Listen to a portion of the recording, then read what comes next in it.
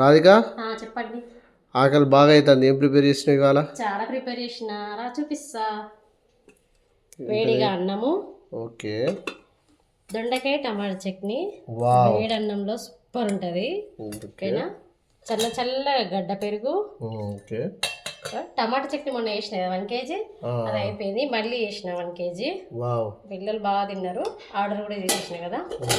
లాస్ట్లో non veg తినని వాళ్ళ కోసం వెజ్ గ్రేవీ కర్రీ. ఇది ఎస్పెషల్లీ పాప కోసమే చేసిన.